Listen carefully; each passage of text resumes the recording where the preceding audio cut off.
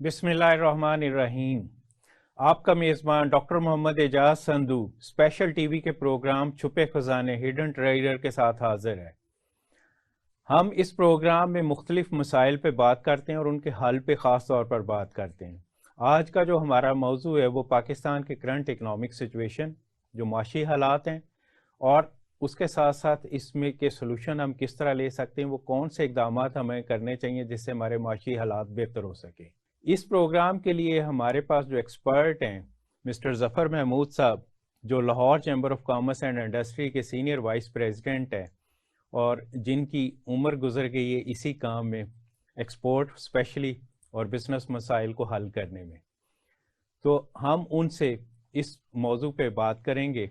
इसमें थोड़ा सा मैं ब्रीफ पहले कर दूं कि पाकिस्तान की लास्ट ईयर जो एक्सपोर्ट थी वो $32 बिलियन थी और जो फॉरेन रेमिटेंस थी वो $31 बिलियन थी। एक्सपोर्ट में जो मेजर मार्केट हमारी रही है शुरू से, वो हमारी रही है यूएस नंबर 1 पे आता है, देन यूरोप, देन यूएई और देन चाइना।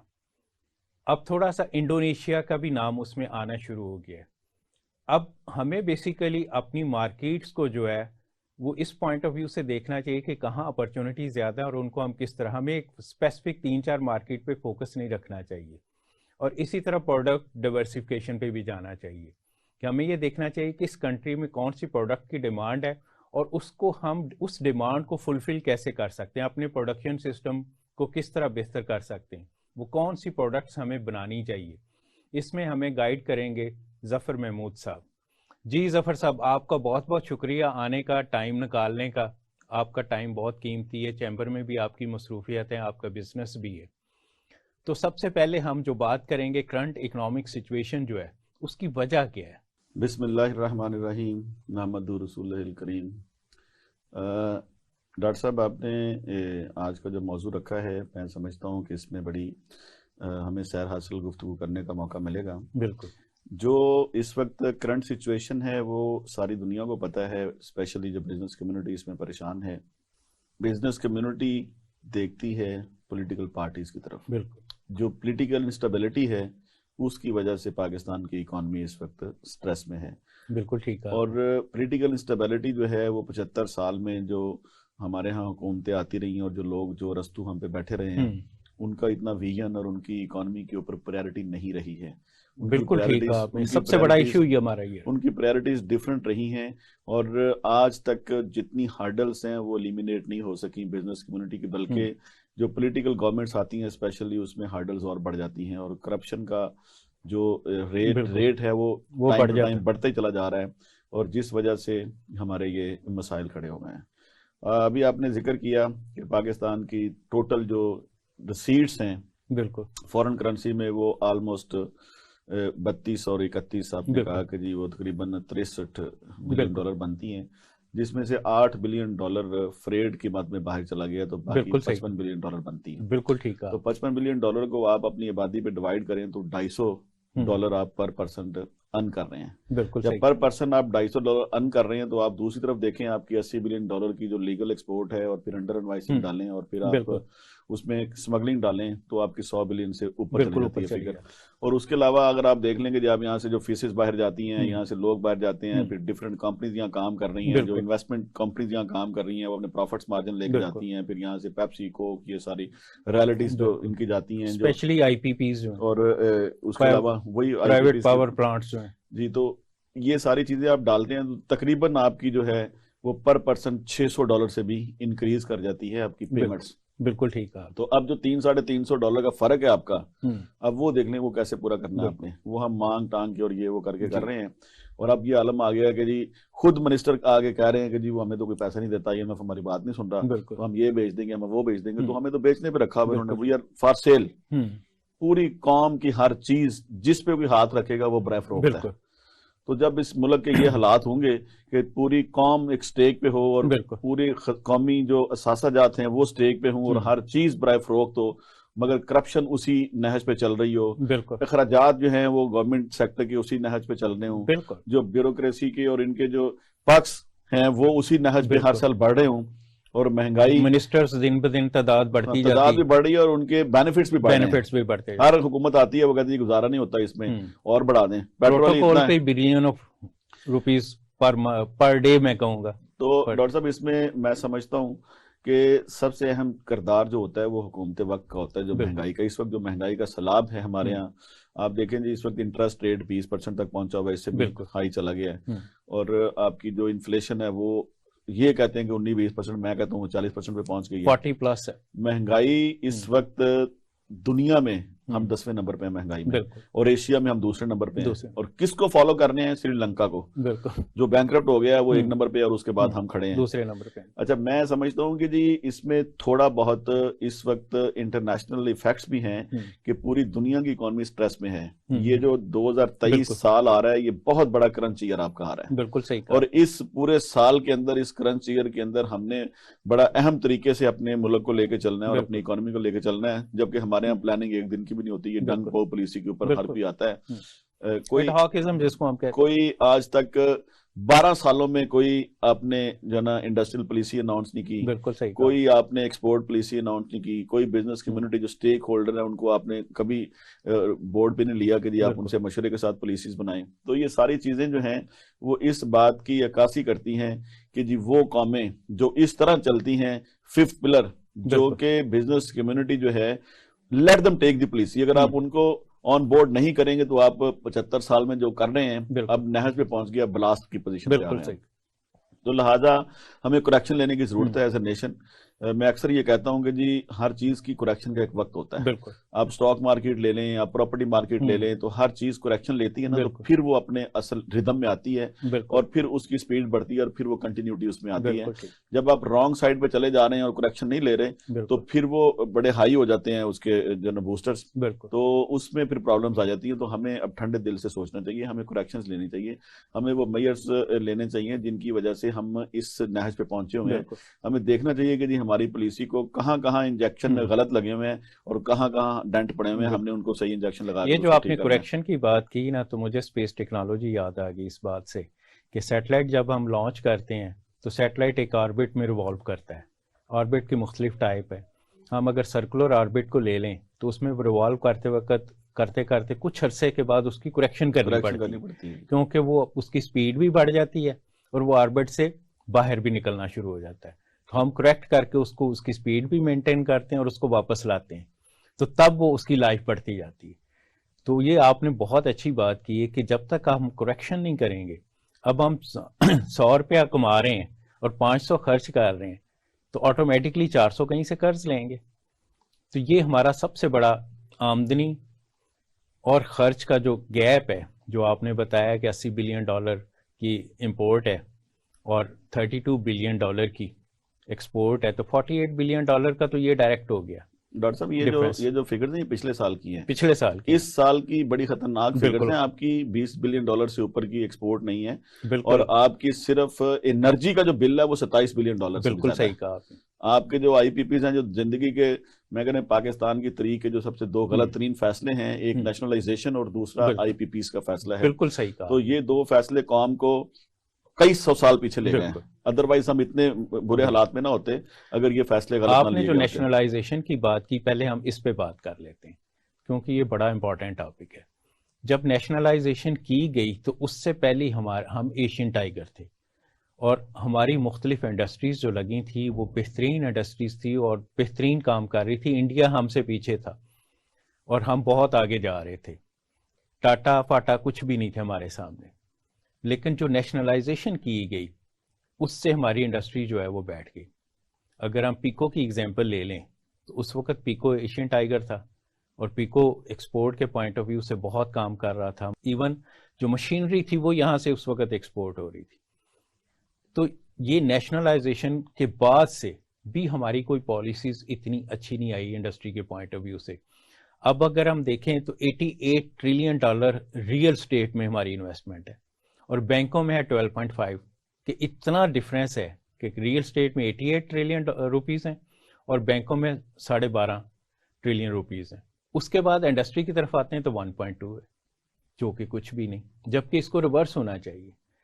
تو اس سلسلے میں آپ کا تجربہ کیا کہتا ہے؟ دیکھیں جی، آپ نے بڑا ذکر کیا ایکو کا. سی ایم لطیف صاحب جو یہ ملک چھوڑ کے چلے گئے تھے اور دفن ہونے کے لیے مجبور کر دیا، واپس نہیں آئے سینکڑوں کو بھی مجبور کر دیا. تو وہ ایک وقت تھا کہ جب آپ کے ملک میں چائنا کا پریزیڈنٹ آگے کہتا تھا کہ یہ ایسی انڈسٹری ہمارے پاس ہونی چاہیے.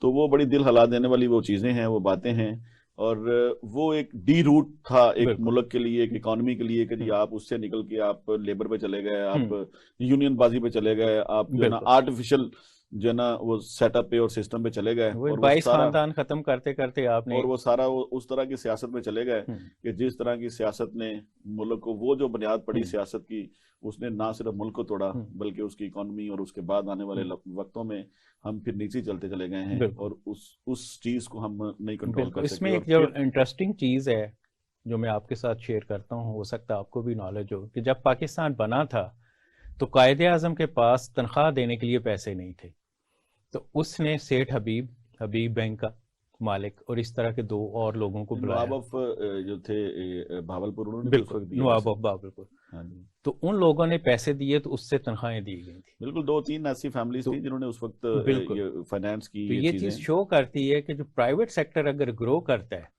تو اس کی اکانومی پہ، اور اس کے ساتھ ایک ایگزامپل ہم ریسنٹ لے لیتے ہیں ٹرکی کی.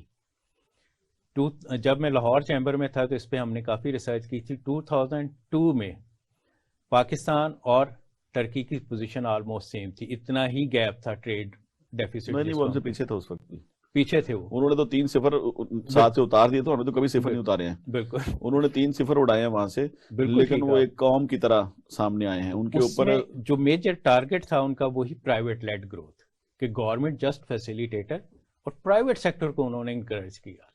ڈاکٹر صاحب، اس میں جو آپ نے بات کی ہے میں بالکل آپ سے اتفاق کرتا ہوں. یہ جو چیزیں تھیں، آپ جو بات کر رہے ہیں کہ جی ہمارا کمپیریزن میں تو ہم کسی ملک کے ساتھ بھی جائیں تو ہم اس سے نیچے چلتے چلے گئے ہیں. تو آپ نے ٹرکی کی بات کی، تو ٹرکی ایک بڑی، ہم تو جو ہے نا وہ ایک سمجھ لے کہ بے ہنگم ایک ہجوم ہے. ہم کوئی قوم تھوڑی ہیں، قوم میں بننے کے لیے بڑا وقت چاہیے ہوتا ہے، اس کی بڑی ہسٹری ہے ان کی. اور ابھی آپ دیکھیں اس سال میں دنیا نیچے کو جا رہی ہے، وہ اوپر کو جانا شروع ہو جائے گا، چونکہ ان کا وہ ابھی وہ ایگریمنٹ وغیرہ ختم ہو رہے ہیں، اور وہ کئی وہ ایک سیپریٹ سٹوری ہے، ایک بہت لمبی. لیکن جی come back to the economy of Pakistan, تو میں سمجھتا ہوں کہ جی اس وقت جن لوگوں نے پیسہ دیا نا، وہ قائد اعظم کی کریڈیبلٹی پہ دیا. بالکل قائد اعظم میں ایک ایسے لیڈر تھے جنہوں نے یہ ملک بنانے کے لیے اپنی کل کائنات دو پہ لگا دی، اور دوبارہ کوئی قائد اعظم پاکستان میں پیدا نہیں ہوا. بالکل صحیح. تو ان کے اوپر تو ٹرسٹ، لوگوں کو بلائنڈ ٹرسٹ تھا. تو یہ تو کچھ بھی نہیں تھا، وہ تو جو مانگتے لوگ ان کو دینے کو تیار تھے، تو ہم نے تو ان کو بھی معاف نہیں کیا. تو لہٰذا اب آپ کے پاس ایک وہ وقت تھا کہ آپ کے اپنے لوگ آپ پہ اتنا ٹرسٹ کرتے تھے اور دنیا ٹرسٹ کرتی تھی. تو آج آپ پہ کوئی ڈونر، کوئی بینک، کوئی ایسا انسٹیٹیوشن بھی آپ پہ ٹرسٹ کرنے کو تیار نہیں ہے، اس لیے کہ جی آپ نے اپنی کریڈیبلٹی کھو دی ہے. آپ کے غلط فیصلوں نے، آپ کی غلط سوچ نے، آپ کی کرپشن والی اپروچ نے، اور آپ کی نااہل ٹیموں کی وجہ سے جو بھی گورنمنٹ میں لوگ آئے ہیں، کسی کے پاس کوئی اکنامک پالیسی نہیں ہے، کوئی کسی کے پاس کوئی اکنامک ٹیم نہیں ہے، سب بس شو کرتے ہیں کہ یہ ہمارے پاس ارسطو ہے. تو جب فزیکلی وہ سامنے آتا ہے تو وہ ارسطو ٹھوس ہوتا ہے، اور وہ ملک کو اور 10-20 سال ایک ہی جھٹکے میں اپنی ایک ہی ایکٹ کے اندر وہ پیچھے لے جاتا ہے. تو چلے، ہمارا موضوع چونکہ پولیٹیکل نہیں ہے، ہم اکانومی کے اوپر بات کرنا چاہ رہے ہیں. تو ڈاکٹر صاحب اس وقت جو حالات ہیں آپ کے، کوئی ایل سی نہیں کھل رہی، کوئی پیمنٹ نہیں ہے، کوئی ایکسپورٹ نہیں ہو رہی، اور پھر سب سے بڑی بات یہ ہے کہ جو چیزیں آپ نے ایکسپورٹ کرنی ہیں ان کے لیے آپ کے پاس مشینری کے وی آر ٹی اور وہ چیزیں جو اسپیئر پارٹس اور وہ چیزیں ہیں، ایک تو وہ پورشن ہوتا ہے اور ایک را مٹیریل کا پورشن ہے. وہ دونوں چیزیں آپ کو دستیاب نہیں ہیں. تو جب آپ کو 2 چیزیں امپورٹ والی دستیاب نہیں ہیں تو پھر تو آپ کی ایکسپورٹ بھی نہیں ہو سکتی ہے. اب ہمیں 2 کام کرنے کی ضرورت ہے. سب سے پہلے تو میں سمجھتا ہوں کہ گورنمنٹ کو جنگی بنیادوں پہ یہ کام کرنا چاہیے کہ وہ امپورٹ سبسٹیٹیوشن انڈسٹری کے اوپر کام کرے، اس کے اوپر انسینٹو دے، اس کے اوپر جنگی بنیادوں پہ کام کریں. جتنی دیر تک آپ کے پاس کوئی آلٹرنیٹ نہیں ہوتا نا، آپ کو ایک راستہ بند نہیں کرنا چاہیے. پوری کائنات کا ایک یونیورسل ٹروتھ ہے یہ. بالکل ٹھیک ہے. ہمارے پاس کوئی راستہ نہیں ہے، آلٹرنیٹ ہم نے بند کر دی ہیں، تو ساری ٹریفک جام ہو گئی ہے. وہ اکانومی کی ٹریفک تھی. تو ایک تو سب سے پہلے گورنمنٹ کو چاہیے تھا کہ یہ جو سچویشن نظر آ رہی تھی 1-2 سال پہلے گورنمنٹ کی، ایسا انہوں نے 500 ارب کا پچھلی گورنمنٹ نے دیا 1% کے اوپر کے انڈسٹری کی انہانسمنٹ کے لیے. میں کہتا ہوں بڑا اچھا اقدام تھا وہ. اس وقت یہ آلٹرنیٹ کے اوپر دیتے کہ جی آپ امپورٹ سبسٹیٹیوشن کے اوپر چلے جائیں, جو امپورٹ سبسٹیٹیوشن انڈسٹری لگائے گا اس کو کچھ انسینٹیو, کچھ بینیفٹس, کوئی ٹیکس ریبیٹ, کچھ چیزیں ملتی تو ایک وہ ہوتا. تو آج بھی میں سمجھتا ہوں سب سے زیادہ کام کرنے کی ضرورت یہ ہے کہ ہم بریک لیتے ہیں اور بریک کے بعد یہیں سے ہم جی ناظرین بریک کے بعد ہم دوبارہ حاضر ہوتے ہیں.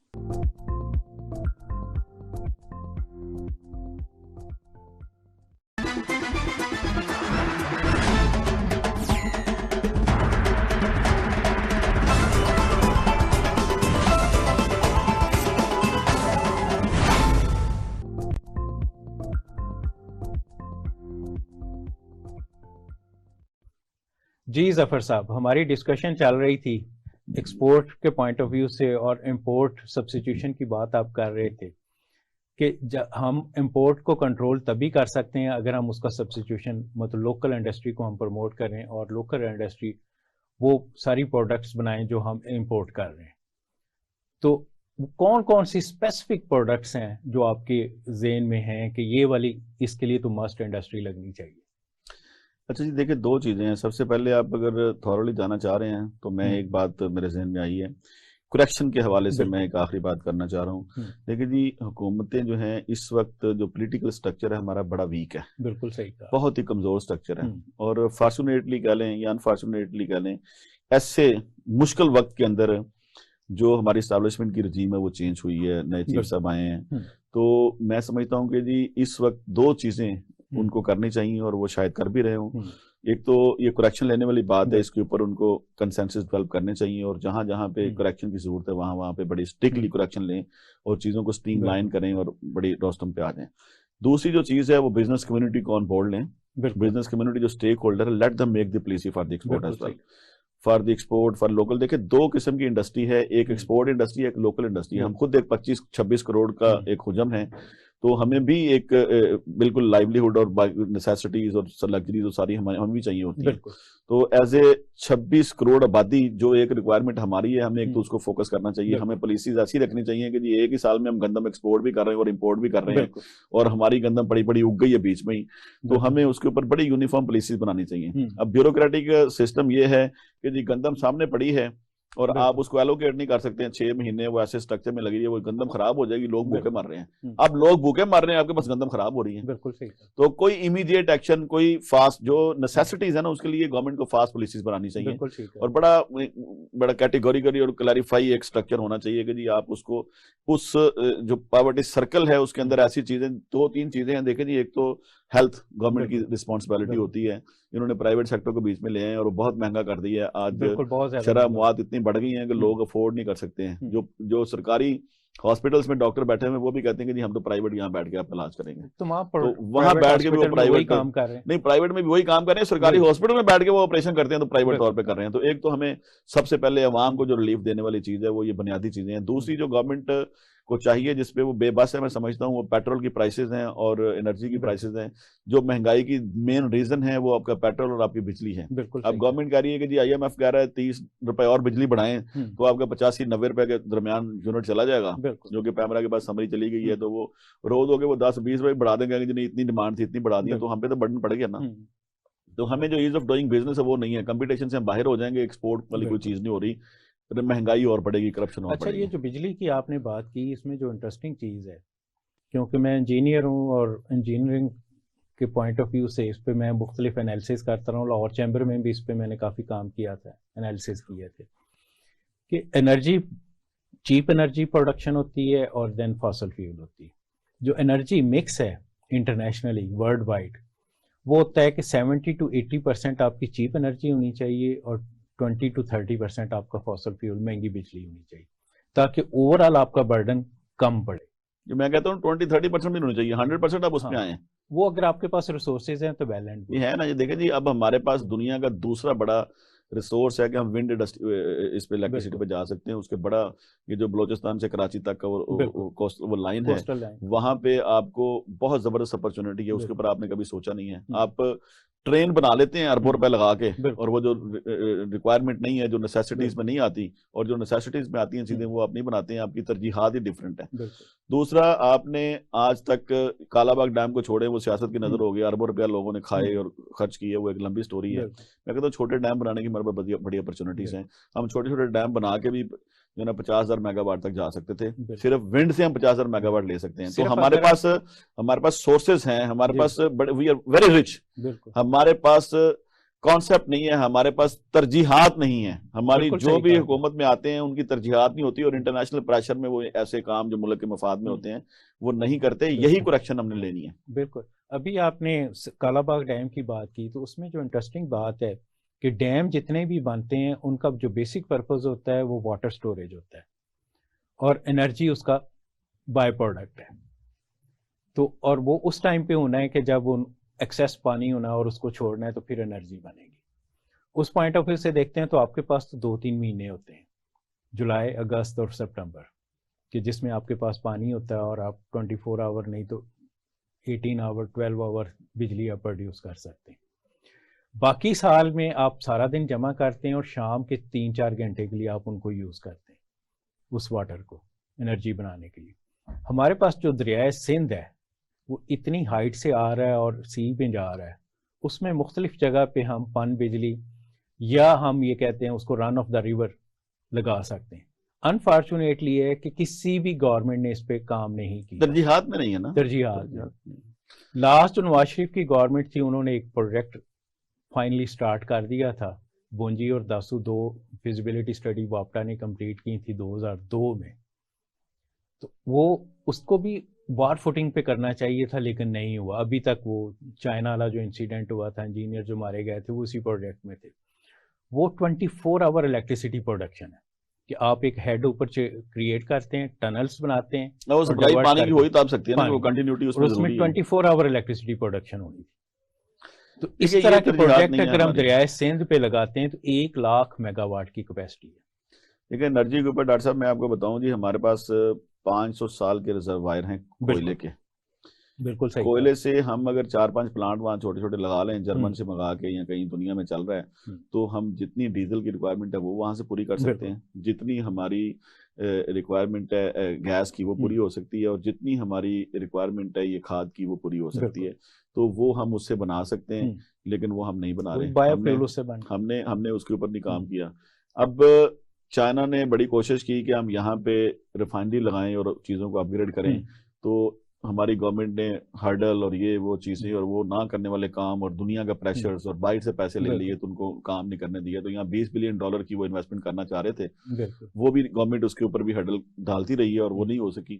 تو اب وہ انہوں نے بھی کریکشن لینی ہے, وہ اٹھا کے اس کو اب آپ کو افغانستان میں لے کے جا رہے ہیں. بالکل صحیح. تو اس سے پہلے جب جاپان یہاں انویسٹمنٹ کرنا چاہ رہا تھا تو ہم نے اپنے حصے مانگے, اور اس وقت وہ نہیں لگی یہاں پہ انڈسٹری, اور وہ چلی گئی تھائی لینڈ اور ملیشیا میں, اور آج وہ کہاں پہ ہیں ملک دونوں.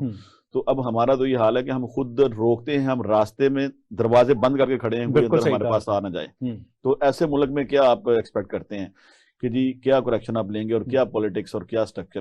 یہاں پہ 30-40 کروڑ روپے میں آپ MNA بنتے ہوں, تو وہاں پہ کیا لیجسلیشن کسی نے کرنی ہے, وہاں سارے پراپرٹی ڈیلر ہی آ کے بیٹھیں گے نا. بالکل صحیح. جو وہاں سے پیسے کماتے ہیں, تو وہ تو ایک سارا اسٹرکچر ہی جو ہے نا وہ کریکشن لینے والا ہے. اب آپ کے پاس انرجی کے اوپر 3 سالوں میں اس کا جو ہے نا وہ سلسلہ حل ہو سکتا ہے. آپ اگر کسی بڑے ملک کو یا کسی بڑے گروپ کو یہاں پہ دعوت دیں, وہ یہاں پہ آ کے لگائے, وہ انویسٹمنٹ کرے, وہ یہاں پہ ریفائنری لگائے, وہ آپ سے لوکل کرنسی میں پیسے لے کے آپ کو پیٹرول دے, اور آپ کا بل بچے ایکسپورٹ کا, وہ خود جہاں سے مرضی ڈالر کریں. اب اور چائنا جیسے ملک ہیں وہ تو یہ کہتے ہیں کہ ہم ڈالر کو ہاتھ نہیں لگائیں گے, بھی ہم آپ کو جتنا ریکوائرمنٹ ہوگی دے دیں گے, باقی ہم اپنے ملک میں لے لیں گے. ایک آپشن BOT والا بھی ہوتا ہے, بلڈ آپریٹ اینڈ ٹرانسفر. تو یہاں پہ ایسی اپرچونٹیز اویلیبل ہیں جس کو ہم اپنی پرسنٹیج کے بغیر کرنا نہیں چاہتے. تو آج وہ وقت آ گیا, آج وہ وقت آ گیا ڈاکٹر صاحب, آج ہمیں صاف باتیں کرنے کی ضرورت ہے, آج ہمیں کھل کے اس بات کے اوپر بات کرنے کی ضرورت ہے کہ ہم اب وہ چھپا چھپی کا کھیل نہیں کھیل سکتے اگر ہم نے ملک کو بچانا ہے. آج ہم مجبور ہیں یہ سچی باتیں کرنے کے اوپر کہ یہ وہ چیزیں ہیں جنہوں نے اس ملک کو روکا ہوا ہے. اور میں سمجھتا ہوں بلو اکانومی کے اوپر دیکھ لیں, ہمارے پاس 1046 کلومیٹر کا ایریا ہے سمندر کے ساتھ, اور ہم وہاں سے 400 بلین کی صرف مچھلی اور یہ چیزیں کر رہے ہیں, جبکہ چھوٹا سا ویتنام ہے 90 بلین کی اس کی صرف ایکسپورٹ ہے مچھلی کی, تو ہم وہاں سے ہمارا $100 بلین کی صرف وہاں اپرچونٹی اگر ہم اس کو پراپر ٹیک اپ کر لیں, لیکن مافیاز نے اور کارٹل نے اس کے اوپر جو قبضے کیے ہوئے ہیں, تو پورے ملک میں جو مافیاازم ہے اس کو ختم کرنے کی ضرورت ہے. ہمیں بڑی جو ہے نا وہ لینے کی ضرورت, ایزینس لانے کی ضرورت ہے کہ جی آپ ایز آف ڈوئنگ بزنس کے اوپر کام کرنے کی ضرورت ہے, کرپشن سے پاک معاشرہ بنانے کی ضرورت ہے. تو ہمارے ہاں تو کوئی آپ نے کام کرنا ہے, آپ نے چارٹر لینا ہے یونیورسٹی کا تو آپ نے 25 کروڑ دینا ہے, آپ نے کوئی کام کرنا ہے تو آپ نے رشوت سے سٹارٹ کرنا ہے, تو کیا آپ ڈیلیور کریں گے؟ جو لوگ جس پروجیکٹ کی بنیاد کرپشن کے اوپر ہوگی, کیا وہ سچے دل سے ایک ملک کے لیے کام کرے گا وہ پروجیکٹ؟ یہاں پہ تو سڑکیں بننے سے پہلے جہاں پہ زمینیں خریدتے ہیں تو وہاں سے سڑکیں نکلتی ہیں, یہاں فائل کھلتی ہی جو ہے نا وہ کرپشن کی نظر پہ ہے. جہاں پہ کرپشن کا ہائی ریٹ ہوتے ہیں وہاں فائل کھلتی ہے, جہاں کرپشن کے کانسیپٹ نہیں ہوتا وہاں فائل نہیں کھلتی. ایون انڈسٹریل اسٹیٹ جب بنتی تو پہلے سے زمینیں خرید لی جاتی ہیں. وہ قائد اعظم رحمۃ اللہ جناح جب تھے ادھر زیارت میں, ان کی طبیعت ناساز تھی, تو ان کے ملٹری سیکرٹری نے ان کی بہن محترمہ فاطمہ جناح, جس کو اس وقت بھی لوگوں نے جو ہے نا وہ غدار وطن اور اس کی ٹیم کو کہہ دیا, جو کہ اس ملک کے لیے جن سے زیادہ قربانی کسی نے دی, تو ان سے پوچھا گیا کہ جی یہ کیا پسند کرتے ہیں, ویک ہو گئے ہیں, کھانے نہیں کھا رہے. تو انہوں نے کہا جی ان کا ایک ڈرائیور تھا, اقبال شاید غالباً نام تھا اس کا, تو اس کے بنائے ہوئے کھانے بڑے شوق سے کھاتے تھے. ملٹری سیکرٹری نے اس کو ڈھونڈا, وہ فیصل آباد سے ملا, اس کو لایا گیا, اس کو لا کے کھانے پکائے. جب قائد اعظم تشریف لائے, ٹیبل پہ بیٹھے, تو پوچھا کس نے پکائے ہیں کھانے؟ جی اقبال نے. انہوں نے اسے بھی بلائیں, اس کی فائل بھی لے آئے. اقبال آیا, اسے حال چال پوچھا, اور فائل آئی تو اس پہ 138 روپے خرچ ہوئے تھے اس کو ڈھونڈنے میں, اس کو وہاں لانے پہ. تو قائد اعظم نے اپنی جیبوں سے سارے پیسے نکال کے 138 پہ ٹیبل پہ رکھے اور کہا کہ یہ پیسے میری ذات کے لیے خرچ ہوئے ہیں, اس کا بوجھ میری قوم پہ نہیں پڑنا چاہیے, یہ خزانے میں جمع کرائیں اینڈ کلوز دی فائل. تو اس وقت فائلیں ایسے کھلتی اور بند ہوتی تھیں, اور آج فائلیں کیسے کھلتی اور بند ہوتی ہیں آپ کو پتا ہے. آپ کے ملک کی اکانومی تب تک ٹھیک نہیں ہو سکتی جب تک آپ باقی چیزوں کی ڈائریکشن آپ کی ٹھیک نہیں ہوگی. بہرحال میں سمجھتا ہوں کہ جی یہ کوئی مشکل کام نہیں ہے. اس وقت جو بیرونی قرضے آپ سے 125-30 بلین کے ڈالر کے درمیان ہیں, 3 سال میں ہم یہ قرضہ اتار سکتے ہیں. کوئی اتنی بڑا قرضہ نہیں ہے, کچھ بھی نہیں ہے اس میں, اگر ہم اپنی کریکشن لے لیں کرپشن سے بھی اور باقی چیزوں میں بھی. تو یہ کوئی بڑا نہیں ہے. آپ ٹوٹل 300 ارب کے لگا لیں آپ, اندرونی بیرونی اور سارے وہ جو ہم نے ایشو کیے ہیں چیزیں اس کے اوپر, تو آپ کوئی ایشو وہ بھی نہیں ہے. 3 سال کے لیے ہم ایک قوم بن کے اگر چلنا شروع کر دیں تو آپ دوبارہ اس ٹریک پہ آ سکتے ہیں. میں سمجھتا ہوں اس میں ہمارے ایمان کی کمزوریاں ہیں کہ جی ہم چھوٹے لالچوں میں, انٹرنیشنل کے کسی لالچ میں, یہ وہ آگے کچھ لوگ یوز ہو جاتے ہیں, کچھ ملک کی پھر ہم پر سے پوچھ ڈال دیتے ہیں ملک کے انٹرسٹ کو. تو سب سے پہلا انٹرسٹ جو ہے ہمارا وہ ملک اور قوم کے لیے ہونا چاہیے. سب سے پہلا انٹرسٹ اپنی ملک کا ہونا چاہیے, پھر دوسرا انٹرسٹ آپ اپنا دیکھیں, اپنی چیزیں کریں. تو جتنی دیر تک ہم ایز اے قوم, ایز اے نیشن ایک دوسرے سے اور اپنے آپ سے مخلص نہیں ہوں گے, ہم ان معاملات پہ نہیں جا سکتے. اب چھوٹی چھوٹی باتیں کرنے کا ڈاکٹر صاحب وقت نہیں ہے کہ جی یہ ٹھیک کر دیں اور وہ ٹھیک کر لیں, یہ ٹھیک کر لیں وہ ٹھیک کر لیں. کہاں بات کرنی ہے اپنے ایکسپورٹ کی, کہاں اپنے امپورٹ کی بات کرنی ہے؟ وہ چیزیں اب چھوٹی رہ گئی ہیں. بڑی چیز تو سروائیول رہ گئی ہے. آپ کے تو یہاں کھانا جنگی کے حالات پیدا ہو جائیں گے. آپ یہاں پہ ایٹم بم بیچنے کے در پہ ہوئے ہیں. آپ اپنی ملک کی سالمیت اور اپنے ملک کا جو فخر ہے, جو آپ کی پروٹیکشن ہے, اس کو بیچنے کے در پہ ہوئے ہیں. آپ ایئرپورٹ بیچ رہے ہیں, آپ اس قوم کو بیچ رہے ہیں. تو خدا را اس قوم کو بیچنے کی بجائے کریکشن لیں. اور میں سمجھتا ہوں کہ جو اس میں آگے جو فیصلہ ساز ادارے ہیں یا فیصلہ ساز لوگ ہیں, ان کو چاہیے کہ وہ اس کے اوپر جو ہے نا وہ مساق معیشت کریں اور بزنس کمیونٹی کو آن بورڈ لیں. ابھی فیڈریشن چیمبر نے پورے پاکستان کے چیمبرز کو آن بورڈ کیا ہے اور اس کے اوپر ایک کنسنسس ڈیولپ کر رہے ہیں. اور 10 فیبروری کو اسلام آباد میں ہم ڈکلیئر کر رہے ہیں کہ جی کیا اس کے سلوشنز اور کیا چیزیں ہیں. تو میں سمجھتا ہوں کہ جی اب چیزیں سیاستدانوں کے ہاتھوں سے نکل گئی ہیں اور نکل رہی ہیں. خدا نخواستہ ملک نہ نکلے کہیں, ہم اس کو بچانا چاہتے ہیں. یہاں ہم دوبارہ ایک بریک لیتے ہیں اور بریک کے بعد آ کے ہم اس پہ ڈسکشن کریں گے. جو آپ نے بات شروع کی بڑی امپورٹنٹ ہے. جی ناظرین, ہم بریک پہ جا رہے ہیں اور بریک کے بعد دوبارہ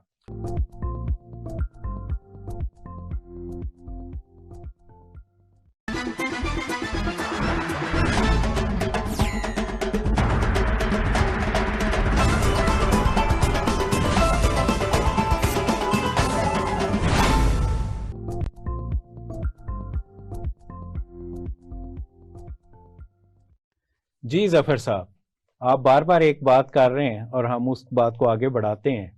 وہ یہ ہے کہ یہاں پہ ایکسپورٹ ایمرجنسی ڈکلیئر ہونی چاہیے.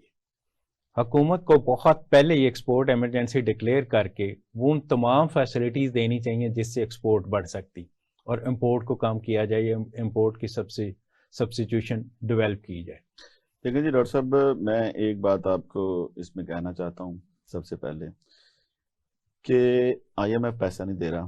اگر جتنی ہم نے پچھلے 3 مہینوں میں سٹرگل کی ہے آئی ایم ایف سے 1 بلین لینے کی، تھوڑی سی ہم روم دیتے بزنس کمیونٹی تو اب تک شاید وہ 3-4 بلین ڈالر آ چکا ہوتا. بالکل صحیح کہا. آج 40 روپے کا ڈالر کا فرق ہے، تو میرا خیال ہے پچھلے 1.5 مہینے میں 5 بلین ڈالر ہنڈی کے ذریعے پاکستان آیا. بالکل صحیح کہا. تو آپ کیا کرنا چاہتے ہیں؟ آپ اکانومی کو کس طرف لے کے جانا چاہتے ہیں؟ یہ کچھ سوچے سمجھے منصوبے سے ہی ایسا ہو رہا ہے یا کیا ہو رہا ہے؟ آج بھی میں کہتا ہوں کہ جی اگر آپ انڈسٹریل ایمرجنسی دے دیں، آپ قوم سے کہیں گے جی جو ملک میں انڈسٹری لگانا چاہتا ہے ڈالر سرنڈر کرے گورنمنٹ کو، اور وہ ڈالر کا سورس نہیں پوچھا جائے گا. آپ ڈالر کا سورس نہ پوچھیں، ڈالر لوگ سرنڈر کریں اور اس میں آپ انڈسٹری لگانے دیں. ان کو 2 سال کا دے دیں، آپ اس کے اوپر سبسڈائز کر دیں ٹیکسز کے اوپر اور یہ وہ، اور آپ کہیں آپ دیکھیں 10-15 بلین ڈالر آپ کے پاس ویسے ہی آ جانا ہے. آپ جب یہ انوینٹری دیتے ہیں، آپ نے انوینٹری کس لیے دینی ہے؟ ملک میں انڈسٹری لانے کے لیے. میں نہیں سمجھتا ہوں کہ کوئی اور یہ انوینٹری ہے. یہ آپ انڈسٹریلائزیشن کے لیے صرف ان سے کہیں کہ جی ڈالر سرنڈر کر دیں. دیکھیں ہماری قوم کا بھی قصور ہے، ہمارے ایمان کمزور ہیں، اور ہم ایک غلط کام یہ کرتے ہیں کہ جو چیز تھوڑی سی شارٹ ہونے لگتی ہے ہم سارے اس کو اٹھا لیتے ہیں، کیونکہ کرپشن کا پیسہ بڑا ہے اس ملک میں، اور وہ بیوروکریسی کا پیسہ بھی ہے، وہ پولیٹیشین کا پیسہ بھی ہے. سیاستدان کا تو کرپشن کا کم پیسہ ہے، کیونکہ اس پر کرپشن نہیں ہوتی، اس کے پاس بلیک منی بڑی کم ہوتی ہے، وہ ڈکلیئرڈ منی ہوتی ہے. تو وہ پیسہ سارا اس طرح سرکولیٹ ہوتا ہے. وہ جس چیز کو آپ سمجھتے ہیں کہ ملک کے اندر شارٹیج ہونے والی ہے، وہ اس کے اوپر پڑ جاتے ہیں، اور اس چیز کی شارٹیج ایکچولی ہوتی نہیں، کر دی جاتی ہے آرٹیفیشلی. صرف وہ پیسے، اور وہ میں سمجھتا ہوں کہ سراسر حرام رزق ہے. تو ہمیں اس سے بھی باز آنا چاہیے. جو بزنس کمیونٹی میں بھی جو لوگ ہیں، میں ان کو بھی تنبیہ کروں گا کہ آپ ذخیرہ اندوزی اور اس طرح کی چیزوں سے پوری قوم کو باز رہنا چاہیے. آج ملک کے لیے کام کرنے کی ضرورت ہے. بات ابھی اس پوائنٹ آف ویو سے ہو رہی ہے کہ جی گندم جو ہے یہ آٹا سمگل کر دیا گیا افغانستان. اب بارڈر سمگلنگ جو ہے اس میں رینجرز اور آرمی کے بھی کچھ لوگ انوالو ہوتے ہیں. نہیں، میں نہیں سمجھتا ہوں کہ اسمگل کیا گیا ہے. ایکسپورٹ ہو جاتی ہے، لیگل ایکسپورٹ بھی کرتے ہیں. دیکھیں میں آپ کو ایک بات بتاؤں ڈاکٹر صاحب، آپ روک نہیں سکتے ہیں پوری جتنی سرحد ہے ہماری افغانستان کے ساتھ، وہ ساری فوج اس کو نہیں روک سکتی ہے. سمگلنگ وہاں سے چوری چھپے ہو ہی جاتی ہے. تو آپ ایک چیز ذہن میں رکھیں کہ آپ صرف پاکستان نہیں ہیں، جو 4 کروڑ آبادی افغانستان کی ہے وہ بھی آپ کے ساتھ ہے. تو اس کو اپنا صوبہ سمجھیں، شامل کرنا، اس کو اپنا صوبہ سمجھیں. اگر ہم نہیں کریں گے تو وہ چوری چھپے جائے گی. اگر ہم اس کو لیگلائز کر دیں، وہ ایکسپورٹ پراپر ہو اور وہاں سے ڈالر آ جائیں، تو وہ بھی ہو سکتا ہے. چونکہ انہوں نے بھی تو جینا ہے نا، سانس لینا ہے. وہ پھر اسمگلنگ کریں گے، وہ انڈیا کی طرف دیکھیں گے، وہ چائنا کی طرف دیکھیں گے، وہ امریکہ کی طرف دیکھیں گے. تو ہمیں اس کو ریئلائز کرنا چاہیے. اسی طرح آپ نے بات کی کہ گندم پہلے ہم نے ایکسپورٹ کر دی پھر امپورٹ کر دی. اس میں بھی بڑا انٹرسٹنگ ڈیٹا ہے. ابھی ٹائم تو ہمارے پاس کم ہے، اس پہ ہم بعد میں کسی کا ڈسکشن کریں گے. لیکن جنرلی ہمیں یہ دیکھنا چاہیے ایکسپورٹ کرنے سے پہلے کہ ہماری لوکل ریکوائرمنٹ پوری ہے. اگر ہماری لوکل ریکوائرمنٹ پوری ہے اور اس کے اکارڈنگلی ہم چلتے ہیں ڈمی ڈیٹا کے اوپر. ڈاکٹر صاحب کیا بمپر کراپ ہے، کیا آپ نے وہ چھیڑ دی ہے دل کے وہ راگ کو. ہمارے ہاں کوئی ڈیٹا نہیں ہے. بالکل ہمارے ملک میں کوئی ڈیٹا نہیں ہے. پچھلے دنوں میری ایک منسٹری میں بات ہو رہی تھی تو انہوں نے کہا جی امریکہ سے ہمیں اتنی ایکسپورٹ ہے ہماری. میں نے کہا اتنی ایکسپورٹ نہیں ہے. آپ جو تھرڈ ورلڈ کنٹریز میں امریکہ بیٹھ کے پوری دنیا کا ڈیٹا امریکہ کے پاس ہے. اس کی 17 ٹریلین کی ایسے نہیں اس کی ہے، وہ وہاں سے بیٹھ کے کنٹرول کرتے ہیں. آپ کے ملک میں جو چیز سرپلس ہے یا آپ دینا چاہ رہے ہیں وہ اٹھا کے آپ کے کسی اور کو بھیج دیں گے. وہ سارے کارٹل ان کے پیچھے وہ کام کرتے ہیں. تو وہ پیمنٹ ٹرانزیکشن وہاں سے ہو جاتی ہے. وہ چاہے اس میں زیادہ تر ایگریکلچر کی چیزیں ہوتی ہیں، کھانے پینے والی چیزیں ہوتی ہیں. تو اس لیے میں سمجھتا ہوں کہ جی ہمارے پاس تو کوئی ڈیٹا ہے ہی نہیں. ڈیٹا بینک نہیں ہے. لاہور چیمبر اس کے اوپر کام کر رہا ہے. ڈیٹا بینک بھی ہم بنا رہے ہیں. ہم ایکسپورٹ کے اوپر ایک جامع پالیسی بنا رہے ہیں، اور ہم حکومت کو دیکھے بغیر ہم اس کے اوپر ورک شاپس، اس کے اوپر جو ہے نا ڈفرینٹ ہم بنا رہے ہیں کہ جی 2 چیزوں کو ہم کیسے پروموٹ کر سکتے ہیں. ایک جو ایگزسٹنگ بزنس مین ہے اس کی کیپیسٹی بڑھائیں، اس کی کیپیسٹی بلڈنگ کریں گے. اس نے ایکسپورٹ کرنی ہے چیزوں کے اندر، وہ پروفیشنلزم لے کے آئے. اور نئے ایکسپورٹر کو ہم کہہ رہے ہیں کہ جی اس کو انڈلج کریں. تو وہ ایک کمپریہنسو، اس پہ پھر کسی وقت بات ہوگی. جو ڈیٹا کی آپ نے بات کی تو 2010 میں بھی لاہور چیمبر سے میں نے EDF میں ایک پروجیکٹ سبمٹ کیا تھا اسی بزنس سینسز کے نام پہ، کہ پورے لاہور کا ایک سینسز ہونا چاہیے اور اس سینسز کے تھرو ڈیٹا آنا چاہیے پہلے تو، اور اس ڈیٹا کے اوپر پھر فردر پلاننگ ہونی چاہیے کہ سیکٹوریل ڈیولپمنٹ کس طرح ہونی چاہیے، کہاں کہاں سیکٹر بننے چاہیے. لیکن اس کے ساتھ ساتھ اگر ہم دیکھتے ہیں تو انڈسٹریل زون جتنے بنے ہیں ان کو تو آپ نے ریئل اسٹیٹ بیسیکلی بزنس بنا دیکھیے دیا. ڈاکٹر صاحب جس ٹاپک کو آپ چھیڑیں گے نا وہی اتنا رلا دینے والا ٹاپک ہے کہ اس کے پیچھے یہ پورا ایک مافیا پڑا ہوا ہوتا ہے. میں نے پہلے ہی ایک بات کہی کہ جو بھی آپ فائل کھولتے ہیں نا وہ کرپشن کی بنیاد پہ کھلتی ہے. جس پہ کرپشن نہیں ہوتی, جس میں کرپشن نہیں ہوتی وہ تو پروجیکٹ یہاں چلتے ہی نہیں ہے.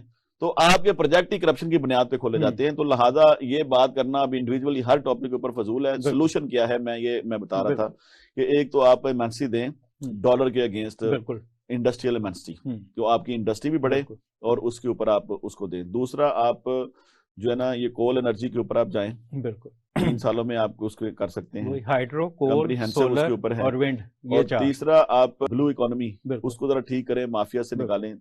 چوتھی سب سے اہم بات جو 22% ہماری ایگریکلچر ہے اس کے اندر ہمیں کام کرنے کی ضرورت ہے, وہ جو کہ 10-15% پروڈکشن سسٹم بہتر کرنے کی ضرورت. دیکھیں ایک تو ییلڈ پر ایکڑ نہیں ہے, وہاں پہ ہم نے جو نیچرلی وہ ٹیکنالوجی ہے وہ چینج نہیں کی. ہمارے پاس ییلڈ پر ایکڑ نہیں بڑھ رہی اور ہمیں یہ پتہ نہیں ہے کہ جی ہم نے کیا کرنا ہے اور کون سی پروڈکشن ہمیں آنی چاہیے اور کون سی کوئی ڈائریکشن نہیں ہے. ہم ابھی تک 32 من پر ایکڑ پہ جا رہے ہیں. اب دیکھیں کپاس کا کیا ہے کہ جی اب 30% ہمارے پاس ہے, 70% ہم امپورٹ کر رہے ہیں. ٹھیک ہے, 15 لاکھ 15 کروڑ بیلز اور وہ ساری. تو گنے کے اوپر ہم آ گئے. اب گنے کا یہ ہے کہ جی ہم نے چینی تو بنا لی, چینی پڑی ہے ہمارے پاس, $1 بلین کی چینی ایکسپورٹ ہو سکتی ہے, وہ نہیں ہم کر سکے ایکسپورٹ. لوکل بھی وہ پرائسز بھی بڑھ رہی ہیں چونکہ باقی ان پٹ بڑھ گئی ہے ساری اور اخراجات بڑھ گئے ہیں سارے, بجلی بڑھ گئی, پیٹرول بڑھ گیا, تو وہ ساری ویشیس سرکل میں ساری چیزیں جو ہے نا وہ انکریز ہو گئی ہیں پرائسز اس کی. تو ایک تو ہم بر وقت فیصلے نہیں کرتے. اب وہ $1 ٹریلین پڑا ہوا ہے تو ہم اس کو انکیش نہیں کر رہے, وہ $1 ٹریلین وہیں کا وہیں پڑا ہوا ہے, وہ چینی وہاں پڑی ہوئی ہے. تو چینی جو ہے نا وہ ہم اس کو ایکسپورٹ کر سکتے تھے ویل ان ٹائم اگر ہم نے وہ کرنی ہوتی. تو نہ جانے مارکیٹ ٹائمنگ کی طرف ہم آتے ہیں اور اس وقت کافی زیادہ چل رہا ہے. میں یورپ میں رہا ہوں, میں نے دنیا میں کافی جگہ دیکھا ہے جہاں کوئی ایشو نہیں ہے ان کا, لیکن مارکیٹیں ایک ٹائم پہ کھلتی ہیں, ایک ٹائم پہ بند ہوتی ہیں, اور وہ ٹائم سن لائٹ کے ریفرنس سے ہوتا ہے. کہ ہمارے ہاں کیوں لیٹ آور مارکیٹ؟ دیکھیں ڈاکٹر صاحب اس میں 2 رائے پائی جاتی ہیں عوام میں بھی, اور اس کے سلوشن بھی 2 ہیں. سب سے پہلا تو نیچرل جو سلوشن ہے وہ اللہ کا قانون ہے. اللہ نے دن کام کرنے کے لیے بنایا ہے, نیچر سے ہمیں ہٹنا نہیں چاہیے بنایا ہے. تو اس نیچر سے ہم متضاد ہو گئے. ایک تو یہ چیز ہے. دوسری چیز یہ ہے کہ جی ہمارا ایک اسٹرکچر, ایک ہمارا مینٹالٹی ایک ڈیولپ ہو گئی ہے کہ ہم نے رات اور دن کو مکس کر کے اپنی لائف کو ایڈجسٹ کر لی ہے, جس میں ہم نے اپنے لیے ٹائم ختم کر دیا ہے. ہم نے جو ٹائم اپنے لیے ختم کیا ہے تو ہمارے ہاں ہر دوسرا بندہ یا سائیکو پیشنٹ ہے یا سٹریس ہے یا بلڈ پریشر ہے یا شوگر ہے اس کو, اس لیے کہ وہ خود کو ٹائم نہیں دے رہا. بالکل صحیح کہا. وہ 4-5 گھنٹے اسے خود کو دینے چاہیے, وہ خوش رہے. وہ اپنے آپ کو, اگر انسان جو ہے نا وہ ایک مشین کی مانند ہے تو وہ کوئی عقل کل تو ہے نہیں, تو اس کو بھی مشین کی طرح چلے گا تو وہ بھی خراب ہو جائے گا. تو اس کو بھی جو ہے نا اس اسٹریس سے نکلنے کے لیے ٹائم چاہیے. تو ہمیں ہمارا جو اسٹرکچر جو ڈیولپ ہوا ہے دیکھیں, وہ تو ایک جو ہمارا کلچر ہے وہ تو یہ ہے کہ جی آدھی رات اور آدھا دن ہم کام کریں. تو آدھی رات اور آدھا دن ہم جو ہے نا وہ اپنے آپ کو رسوا کریں گے اور مسئلوں میں. تو میں سمجھتا ہوں کہ ہمیں نیچر سے بغاوت نہیں کرنی چاہیے. پہلی بات تو یہ ہے. دوسری بات یہ ہے کہ اس سے کوئی فائنینشیل بینیفٹ یہ ہیں کہ جو اس سے انرجی بھی سیو ہو سکتی ہے, جس کا ہمارے پاس بحران ہے اور ہمیں باہر سے وہ ڈالر دے کے وہ ساری چیزیں منگوانی پڑتی ہیں. اور تیسری بات یہ ہے جو سب سے اہم ہے کہ جی ہماری پبلک کو اس میں سب سے پہلے اپنے آپ کو ٹھیک کرنے کی ضرورت ہے کہ ہم اگر اسٹرکچر کو نیچر کے قریب لے کے آئیں گے تو رازق تو اللہ کی ذات ہے, رزق اس نے دینا ہے. وہ ہم رات کو بیٹھیں یا دن کو بیٹھیں وہ نہیں ہے. ہمیں اپنا ٹائمنگ سیٹ کرنے چاہیے جس سے نہ صرف ہمیں انرجی اور باقی چیزوں میں فوائد ہوں گے بلکہ ہمیں جو ایک انسانیت کے طور پہ جو ہمارے پرابلمز ہیں وہ بھی سالو ہوں گے, ہم اپنے آپ کو ٹائم بھی دے سکیں گے. اب دنیا میں دیکھیں نا جو اسٹرکچرنگ ہوتی ہے, گو کہ اگر بڑے ڈیولپ کنٹری ہیں ہم تو 24 گھنٹے کی مارکیٹ بھی ہو سکتی ہے, لوگ کام کرتے رہیں, لائٹیں شائٹیں یہ وہ, بجلی کا کوئی ایشو نہیں ہوتا جن ملکوں میں. تو میں سمجھتا ہوں وہ مارکیٹس بھی اویلیبل ہوتی ہیں, اس پہ بھی کام کرنا چاہیے. اب اگر اس میں دوسرا اگر ڈیٹا لے لیں تو اس میں ٹیکسیشن, اس میں لوگوں کی سیل, اس میں وہ چیزیں بھی بڑھتی ہیں, لیبر کا کام اور یہ وہ ساری. تو وہ آلموسٹ اگر یہ 65 ارب روپے بچاتے ہیں تو 100 ارب روپے اس میں وہ نقصان بھی ہوتا ہے. تو ان چیزوں کو آہستہ آہستہ کریکشن کی طرف لے کے جانا چاہیے. میں سمجھتا ہوں آج اگر ضرورت ہے وقت کی تو ہم اس کو ٹائم کو تھوڑا ایڈجسٹ کر لیں. رات کو اب سردی ہو جاتی ہے, آپ کو دھند ہو جاتی ہے, آپ اس میں تھوڑا اگر 2-3 مہینے کے لیے اگر ہم اس کو اڈاپٹ بھی کر لیں اس پالیسی کو تو کوئی برائی بات نہیں ہے اس میں, لیکن اس کو پرماننٹ بنیادوں پہ لے کے آنا چاہیے. میں سمجھتا ہوں اس کو پرماننٹ بنیادوں پہ لانے کے لیے بھی اس کا پوری ورکنگ ورکنگ پورا ہوم ورک چاہیے. آپ اچانک سے ایک فیصلہ سنا دیتے ہیں تو لوگ اس کے لیے تیار نہیں ہوتے. یہ سب سے بڑا المیہ ہے. آپ 2-4 مہینے پہلے، 6 مہینے پہلے، سال پہلے آلٹرنیٹ چیزوں کے اوپر کام کریں، ایک ہوم ورک کریں، پھر ایک پالیسی لے کے آئیں. پھر وہ پرماننٹ پالیسی ہو، ڈنگ ٹپو پالیسی نہ ہو، پھر آپ کسی طرف لے کے آئیں. تو پھر یہ معاملہ چلنے ہیں. حکومتیں جب 2 گھنٹے کی پالیسی لے کے آئیں گی اور 1 دن کی اور ڈنگ ٹپو پالیسی لے کے آئیں گی تو کس طرح یہ معاشرے چلے گا؟ ڈاکزم ہمیں ختم کرنا چاہیے. ظفر محمود صاحب، آپ کا بہت بہت شکریہ آنے کا. بڑی دلچسپ گفتگو آپ کے ساتھ رہی. ہم ایک دفعہ پھر آپ کو تکلیف دیں گے کیونکہ یہ باتیں ایسی ہیں کہ اس کے اوپر ہم گھنٹوں بات کر سکتے ہیں. ہم نے تو ڈاکٹر صاحب موٹی موٹی باتیں کی ہیں. بالکل اس میں ڈیٹیل میں نہیں گیا، فیکٹس اینڈ فگر میں نہیں گیا، وہ ساری چیزوں میں نہیں گیا. ہم تو یہ چاہتے ہیں نیکسٹ ٹائم ہم فیکٹس اینڈ فگر میں جائیں گے. تو آپ کا بہت بہت شکریہ آنے کا. جی ناظرین، آپ نے دیکھا اور آپ نے سنا کہ ہمارے پاس تمام مسائل کا حل موجود ہے. ہمیں صرف اپنی ڈائریکشن کو ٹھیک کرنے کی ضرورت ہے. ہمیں پراپر پالیسیز بنانے کی ضرورت ہے. 3 سال میں ہم اپنی اکانومی کو بہتر کر سکتے ہیں. ظفر محمود صاحب نے بڑا کلیئر کٹ اس میں آئیڈیا دے دیا ہے. ایکسپورٹ ایمرجنسی ڈکلیئر کی جائے، ایکسپورٹ میں میکسیمم بینیفٹ دیے جائیں تاکہ آپ کی آمدن بہتر ہوں اور اخراجات آپ کے ایکسپورٹ. اسی طرح امپورٹ سبسٹیوشن کی بات ہوئی ہے کہ وہ انڈسٹریز لگائی جائیں جس سے آپ کی امپورٹ ختم ہو کے لوکل پروڈکشن اور لوکل جو لوگوں کی ضروریات ہیں وہ پوری ہوں. اس میں ہم نے ایگریکلچر سیکٹر پہ بھی بات کی ہے. تو ناظرین، ہمارے پاس سولوشن موجود ہے، یہ نہیں کہ نہیں ہے. صرف ہمیں اپنی ڈائریکشن کو ٹھیک کرنے کی ضرورت ہے، کریکشن کی ضرورت ہے. وہ اگر ہم کر لیں تو ہم بہت آگے بڑھ سکتے ہیں. آپ کا بہت بہت شکریہ ظفر محمود صاحب ایک دفعہ پھر. اس کے ساتھ ہی ناظرین، اپنے ہوسٹ ڈاکٹر محمد اعجاز سندھو کو اجازت دیجیے. اللہ حافظ.